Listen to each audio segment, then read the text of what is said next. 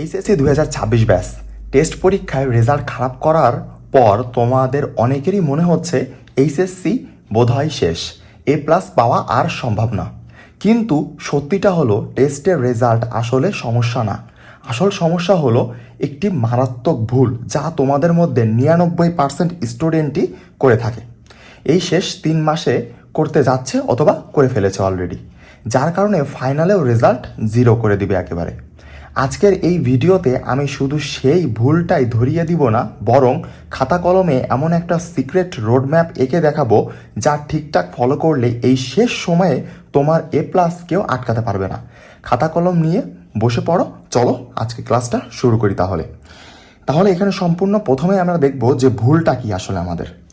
এখানে প্রথমেই ভুলটা হচ্ছে টেস্ট পরীক্ষার পর, ঠিক আছে, আমাদের প্রথম ভুলটাই হচ্ছে যে টেস্ট পরীক্ষার পর হতাশ হয়ে পড়া এবং শুরু থেকে বই রিডিং পড়া শুরু করা। দেখো, তোমার টেস্ট পরীক্ষা দিছো, টেস্ট পরীক্ষা দেওয়ার পরে সাপোজ তোমার রেজাল্ট আসছে আশানুরূপ হয়নি। ধরো তুমি এ প্লাস আশা করছিলা, বাট তোমার রেজাল্ট আসছে এ মাইনাস, অথবা তুমি ভালো একটু রেজাল্ট আশা করছিলা বাট আশানুরূপ হয়নি, যার কারণে তোমার হচ্ছে দেখা গেলো যে একটা বা দুইটা সাবজেক্টে ফেলও চলে আসতেই পারে, সমস্যা নেই। কিন্তু তোমার এই যে রেজাল্টটা, এই রেজাল্টটা তুমি কিন্তু আশা করছিলে না, যার কারণে কি হয়েছে, তুমি মনে করছো যে না, আমার পড়া টোটালি প্ল্যানটা, এই যে প্ল্যান করছিলা যেটা, এই প্ল্যান টোটালি ভুল, এই প্ল্যানে আগানো যাবে না। সম্পূর্ণ রিসেট করে আবার তুমি নতুন করে প্ল্যান করে একেবারে শুরু থেকে বই পড়া থেকে বলো বা প্র্যাকটিস করা বলো, আবার শুরু থেকে শুরু করতে যাচ্ছ। এই যে শুরু থেকে আবার শুরু করতে গেলে সব কিছুই তোমার গোলাই যাবে, কারণ তোমার হাতে আর আছে 3 থেকে 4 মাস। এই 3 থেকে 4 মাসে তুমি শুরু থেকে শেষ করতে পারবা না, ঠিক আছে। তুমি শুরু থেকে যদি আবার শুরু করতে যাও তাহলে তুমি হয়তো এই সময়ের মধ্যে শেষ করতে পারবা না।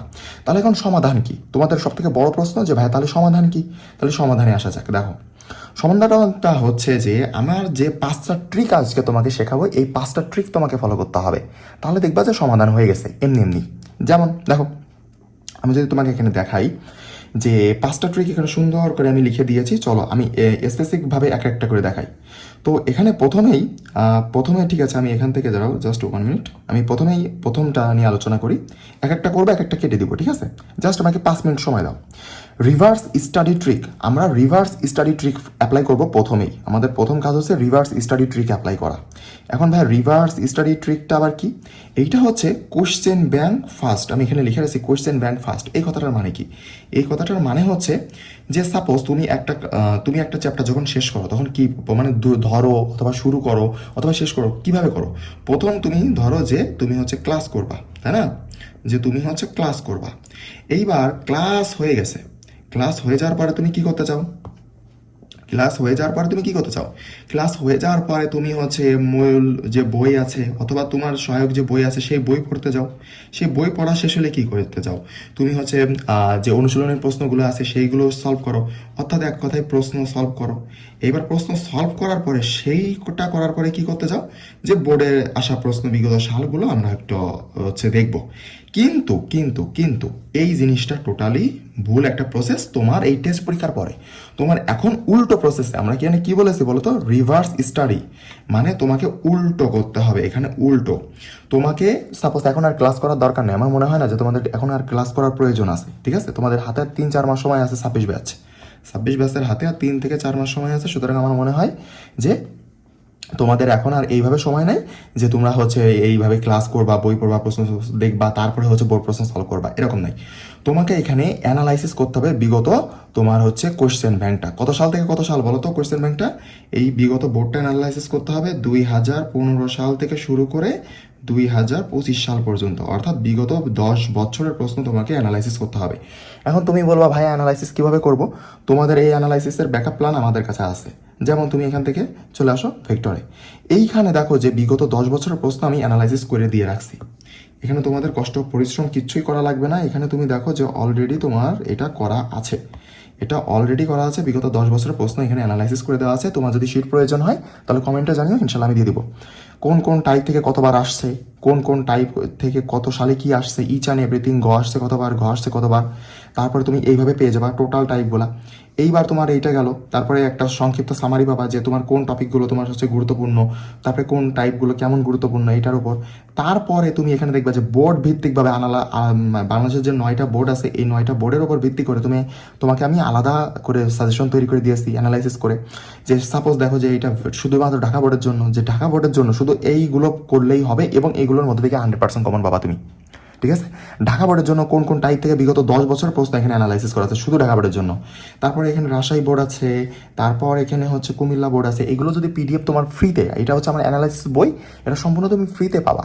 ফ্রিতে যদি পাইতে চাও তাহলে হচ্ছে কমেন্টে তুমি কোন অধ্যায় চাচ্ছ সেটা কমেন্ট করবা এবং তোমার বন্ধুদের মধ্যে শেয়ার করে দিবা ভিডিওটা, তাহলে তুমি ফ্রিতে নিতে পারবা। ওকে, ঠিক আছে। এইভাবে তুমি দেখো যে এখানে আমাদের আরও দেখাই আমি যে এখানে হচ্ছে আমাদের নিউটনিয়ান বলবিদ্যাটা আছে, তারপরে হচ্ছে আমার এই যে কাশশক্তি এইটা হচ্ছে গতিবিদ্যাটা আছে, সবগুলো আমি এইভাবে সাজিয়ে দিয়েছি। এখানে সাজানো আছে প্রায় হচ্ছে ফিজিক্সের 21টা চ্যাপ্টার, রসায়নের 10টা চ্যাপ্টার, তারপরে হচ্ছে বায়োলজির হচ্ছে 24টা চ্যাপ্টার, আর ম্যাথের প্রায় 20টা চ্যাপ্টার। এতগুলো চ্যাপ্টার এইভাবে অ্যানালাইসিস করে দেওয়া আছে বোর্ড ভিত্তিকভাবে আলাদা আলাদা, তারপরে আবার হচ্ছে তোমার কম্বাইন্ডভাবেও দেওয়া আছে। তো তোমাদের যাদের প্রয়োজন তারা এটা নিতে পারো, তাহলে তোমাদের সময় অপচয় হবে না। ঠিক আছে, তোমাদের সময় অপচয় হবে না। ওকে, আমরা এখানে যেখানে ছিলাম চলে আসি। তাহলে আমাদের শুরু করতে হবে বোর্ড প্রশ্ন দিয়ে, তারপরে আমরা আস্তে আস্তে ওইদিকে যাব। তারপরে হচ্ছে আমরা অনুশীলনের প্রশ্নটা দেখতে পারি, তারপরে আমরা বলবো পড়তে পারি যদি সময় থাকে। যদি সময় হাতে না থাকে তাহলে ভাই দরকার নেই।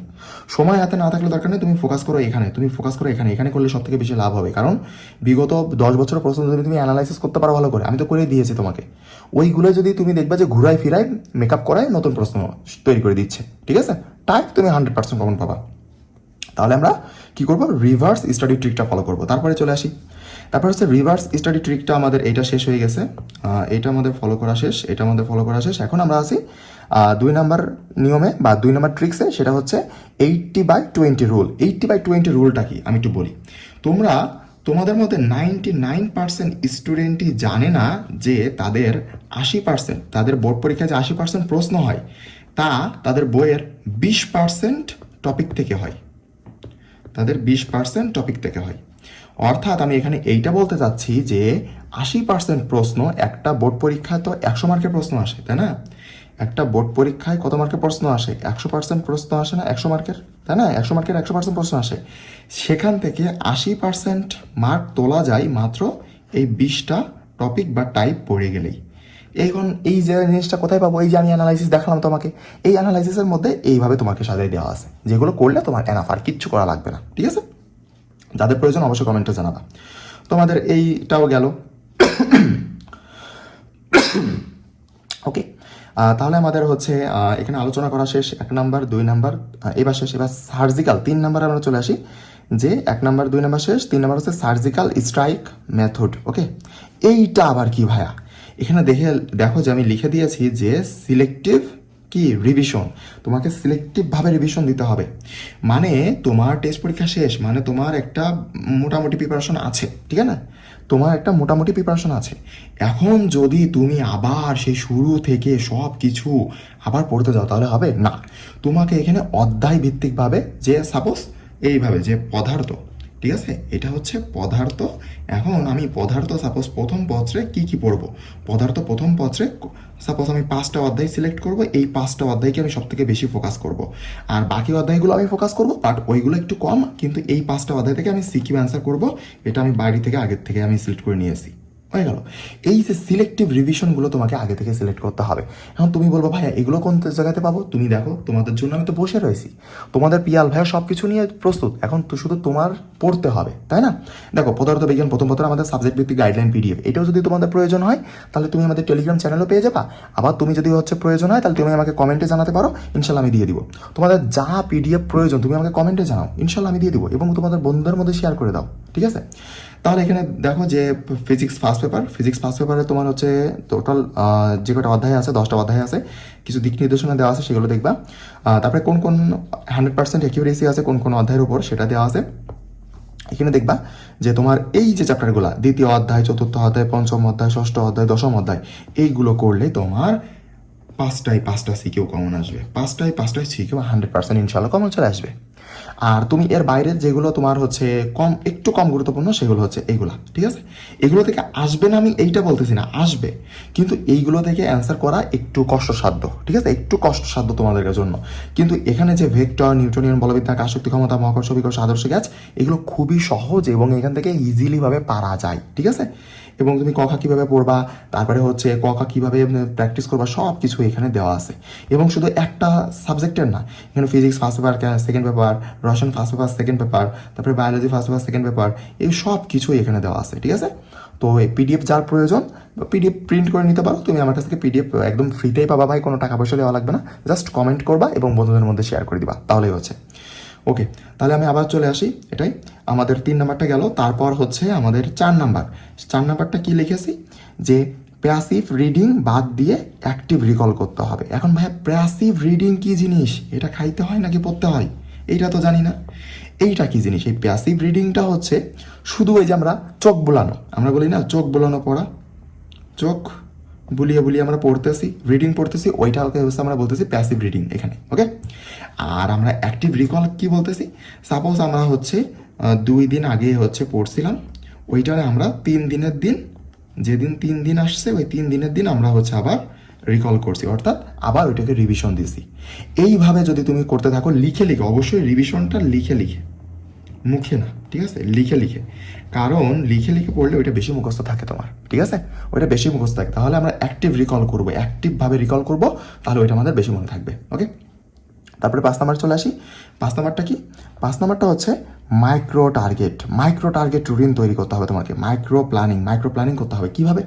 তুমি একটা জিনিস দেখো খেয়াল করে, যে তুমি সাপোজ ভাবলা যে কালকে সকালে উঠবা, সকালে উঠে তুমি সকালে উঠেই একেবারে পুরো ফিজিক্স বই, একেবারে ফিজিক্স বই প্রথম থেকে শুরু করে শেষ অবধি পুরো ডান করে ফেললা, কিন্তু আদৌ কি সকালে উঠে এটা সম্ভব হবে? কখনোই সম্ভব হবে না। কিন্তু তুমি যদি এইটা ভাবতা যে তুমি ফিজিক্সই পড়বা, কিন্তু ফিজিক্সের তুমি 2 নাম্বার চ্যাপ্টারটা শেষ করবা, সাপোজ 2 নাম্বার চ্যাপ্টারটা শেষ করবা সকালের দিকে, তারপরে দুপুরের দিকে বা বিকালের দিকে বা রাত্রের দিকে তুমি কি করবা, এখানে হচ্ছে 3 নাম্বার চ্যাপ্টারটা শেষ করবা, অথবা 4 নাম্বার চ্যাপ্টারটা শেষ করবা। মানে আমি এটা বোঝাচ্ছি যে তুমি বড় একটা প্ল্যান, সাপোজ তোমার ফিজিক্সে কয়টা অধ্যায় আছে, 1টা 2টা, এইভাবে করতে করতে করতে তোমার ফিজিক্স ফার্স্ট পেপারে 10টা অধ্যায় আছে। তো তুমি 10টা অধ্যায়কে একসাথে না নিয়ে তুমি চেষ্টা করবা যে এগুলোকে আলাদা আলাদা করে নেওয়ার, অর্থাৎ তোমাকে টুকরো টুকরো করে নিতে হবে। এই জন্য আমি বলতেছি এই যে মাইক্রো টার্গেট, মাইক্রো মানে কি, ছোট ছোট একটা বড় প্ল্যানকে তুমি ছোট ছোট ছোট ছোট টুকরো করে ফেলতেছো। তাহলে তুমি যদি এইটারে টুকরো করে ফেলো, এইটারে টুকরো করে ফেলো, এইটারে টুকরো করে ফেলো, এইভাবে 10টা ঘর করে ফেললা, তাহলে তুমি 10 দিন সময় নিয়ে সুন্দর করে একটা রিভিশন দাও বা সুন্দর করে একটা পড়ো, তাহলে দেখবা যে তোমার এই সমস্যা আর নাই। তাহলে এইভাবে যদি তুমি এই সমস্যাগুলো রিমুভ করতে পারো, তাহলে আমার মনে হয় না যে তোমার যে সমস্যাটা আমি প্রথমে 1 নম্বর সমস্যা দেখালাম এটা থাকবে, ঠিক আছে? এইটা আর থাকবে তোমাদের মধ্যে।